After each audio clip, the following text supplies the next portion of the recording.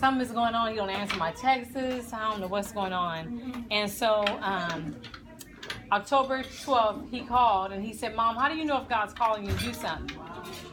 And I said, Charles Stanley just preached about this. Why don't you listen to Charles Stanley? And you need to fast and pray. Will you fast and pray? I'll fast and pray with you. And he was like, well, I don't know about the, I'll pray, but I ain't gonna fast. I said, well, I'll do the fasting. And so October 12th, 2010, began to fast and pray. And I still was just moved in my spirit, like something is not right.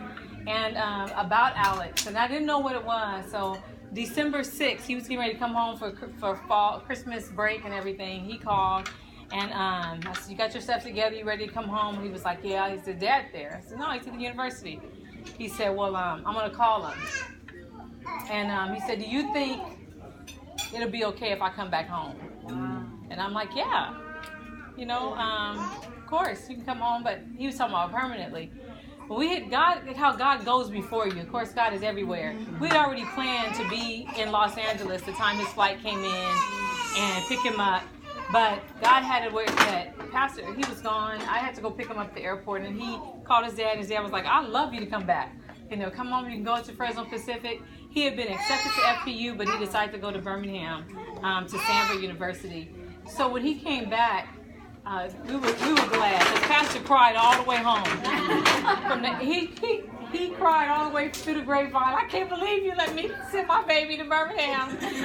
I can't believe you talked me into this. But he cried, and so when he came home, we rejoiced that he was home.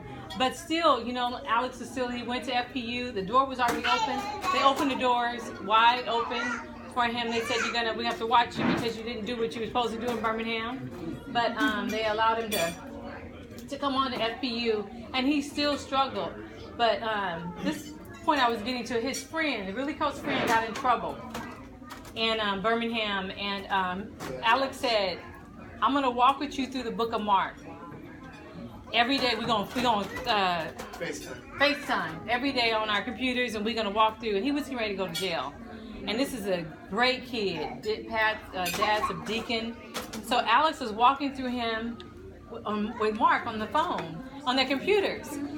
And Pastor and I were in the living room, and I'm like, why is he talking so loud? He was like, in Jesus' name, and he was just screaming. And I'm like, hey, he talking too loud. I mean, he putting something on it. I'm like, do you think he's like, Paul?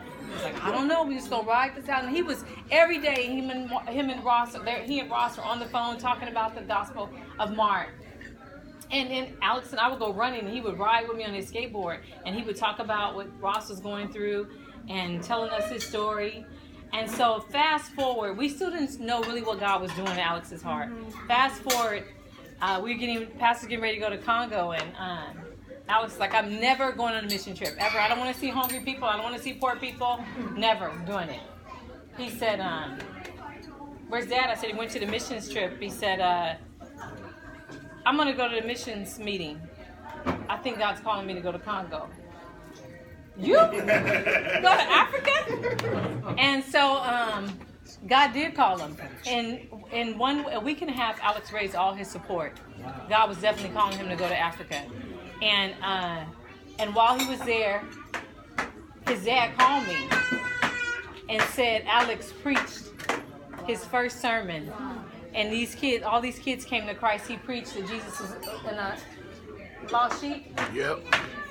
And how he was under the table preaching and illustrating to the kids, and all these little kids came to Christ. And he said, babe, I think he called. And I said, are you sure? Because you don't play with that. Yeah. You know, you could be called to be a nurse or whatever, a doctor, a teacher, whatever, but to be called to preach is serious. And when Pastor told me that and how God was working in Alex's life in Congo, I hated that I wasn't there.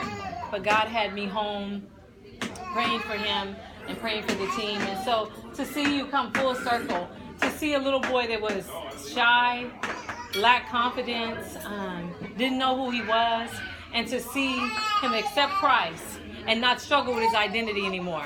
To accept Christ and to become mature and to be a man of God. I see so many people lack, like self-esteem, but to see how far you've come.